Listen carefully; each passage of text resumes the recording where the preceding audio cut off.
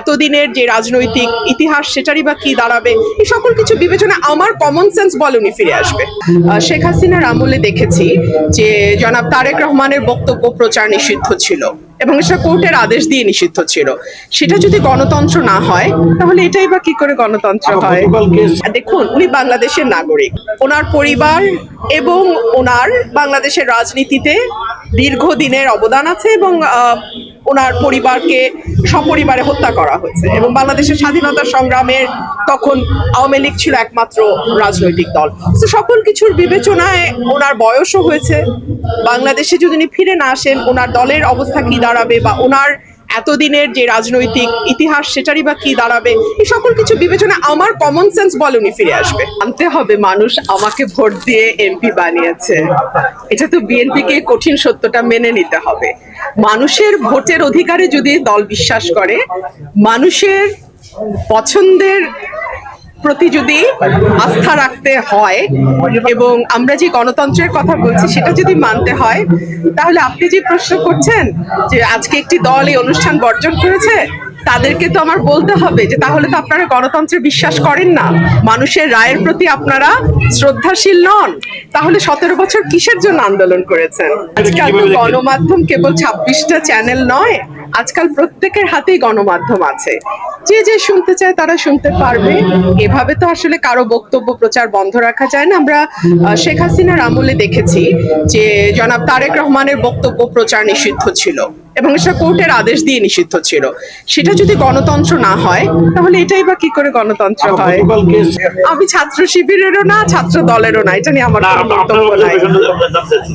এটা দেশের আইন শৃঙ্খলার যে নাজুক পরিস্থিতি সেটাকে ইন্ডিকেট করে, দলগুলোর যে তাদের অঙ্গ সংগঠনের উপরে কোনো রকম কোনো কন্ট্রোল নাই সেটা ইঙ্গিত করে, এবং দিন শেষে আবারও যে আমরা পুরনো রাজনীতিতেই ফিরে যাচ্ছি বা ফিরে গেছি সেটার ইঙ্গিত করে। আগে উনি বক্তব্য দেন, তারপরে বোঝা যাবে কি প্রভাব পড়ছে, এটা তো আগে বলা যাবে না।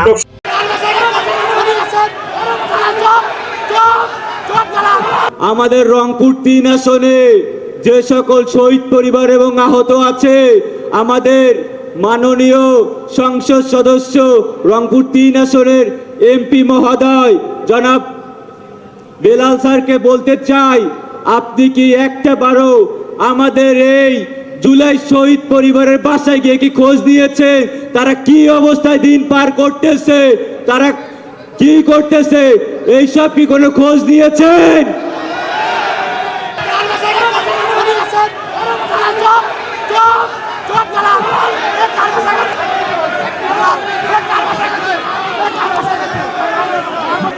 আপনারা যে বক্তব্য দিচ্ছেন, আমি লক্ষ্য করলাম আপনারা বক্তব্য দিচ্ছেন মনের মধ্যে আপনারা একটা রাজনৈতিক উদ্দেশ্য আপনারা মনের মধ্যে রেখে বক্তব্য দিচ্ছেন।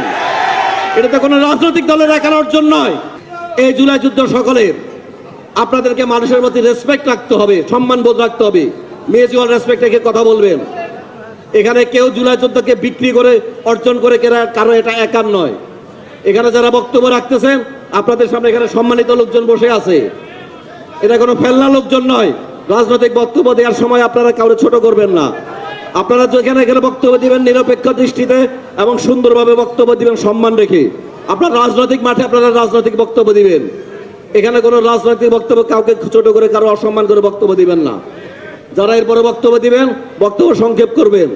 আপনারা নিজেরা সস্তা হাততালি পাওয়ার জন্য বক্তব্য দিবেন না। সবাইকে সম্মান রেখে, মিউচুয়াল রেসপেক্ট রেখে, সমাজের সকলের প্রতি সম্মান বোধ রেখে আপনারা বক্তব্য দিবেন। আমি প্রসঙ্গক্রমে বলতেছি, আপনাদের এই দ্বন্দ্বের কারণে ফ্যাসিস্টরা আজকে রোকেয়া ইউনিভার্সিটির মতো জায়গায় ফ্যাসিস্টরা এখানে ঢুকে যাওয়ার চেষ্টা করতেছে। এটার জন্য আপনারা দায়ী। পরিসংখ্যান আপনাদের কাছে নাই, লেখাপড়া করেন না, স্টাডি করেন না, বক্তব্য দিতে আসেন। আপনারা এই দ্বন্দ্ব তৈরি করবেন না। এই দেশকে 36 জুলাই আমরা ঘটা করে পালন করছি। 5 আগস্টকে আমরা উপাধি দিয়েছি 36 জুলাই। এটার প্রাসঙ্গিকতা কতটুকু অপ্রাসঙ্গিক সেই বিতর্কে যাব না।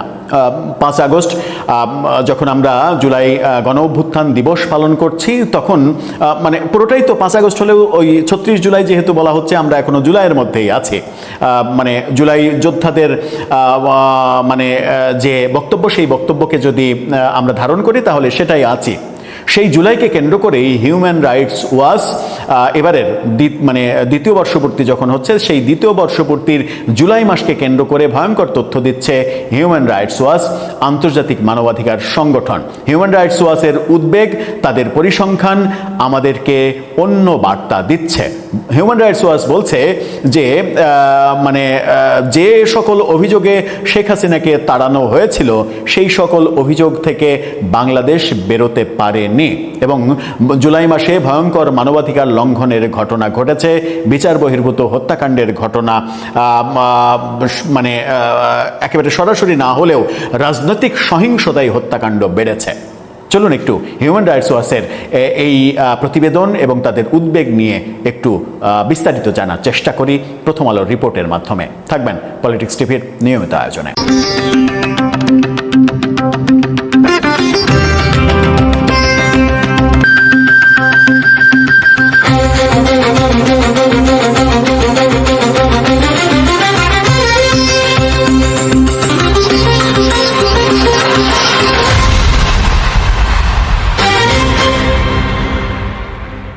দর্শক, বলছিলাম হিউম্যান রাইটস ওয়াচের উদ্বেগ নিয়ে।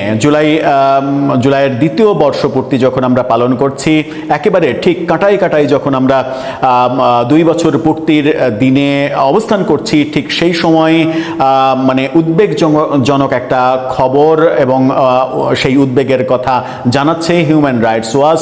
সম্প্রতি তাদের এক প্রতিবেদনে সেরকম তথ্যই উঠে এসেছে।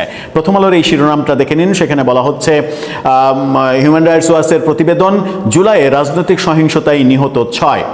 রাজনৈতিক সহিংসতাতেই জুলাই মাসে 6 জন নিহত হয়েছে, আরও অনেক ঘটনা আছে ভেতরে।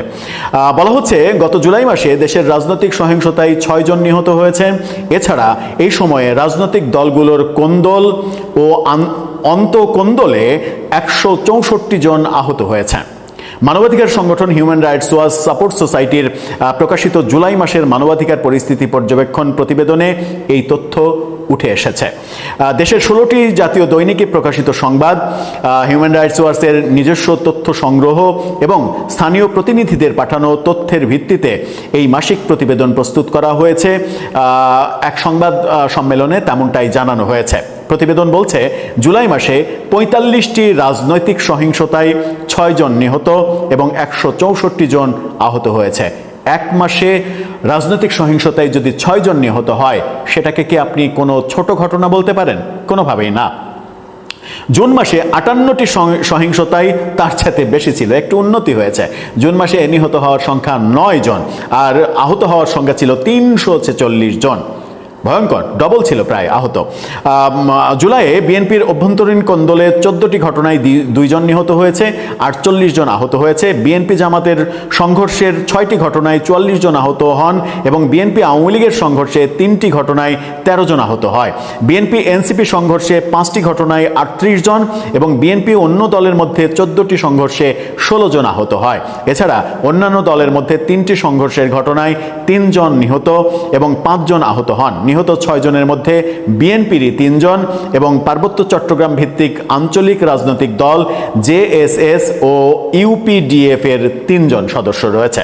প্রতিবেদনে আরও বলা হচ্ছে, রাজনৈতিক সহিংসতার পাশাপাশি দুষ্কৃতকারীরা তাদের দ্বারা রাজনৈতিক দলগুলোর নেতাকর্মীদের উপরে 7টি হামলার ঘটনায় 2 জন আহত এবং 5 জন নিহত হওয়ার ঘটনা ঘটেছে। দুষ্কৃতকারীর হামলাতেও রাজনৈতিক নেতাকর্মীদের মৃত্যুর ঘটনা ঘটেছে, সেটাও বড় ঘটনা। এখানে বলা হচ্ছে, নিহত ব্যক্তিদের মধ্যে আওয়ামী লীগের 1 জন ও বিএনপির 4 জন রয়েছে। এ সময়ে অন্তত 15 জন রাজনৈতিক নেতাকর্মী গুলিবিদ্ধ হয়েছেন। সারা দেশে আধিপত্য বিস্তার, দখলদারি, রাজনৈতিক সহিংসতা ও চাঁদাবাজির 9টি ঘটনায় 40টি বাড়িঘর, ব্যবসা প্রতিষ্ঠান, দলীয় কার্যালয়ে সংঘর্ষ, হামলা, লুটপাট, ভাঙচুর ও অগ্নিসংযোগ ঘটনা ঘটে। মব সহিংসতায় 17 জন নিহত হয়েছে। আপনি চিন্তা করেন, মবে।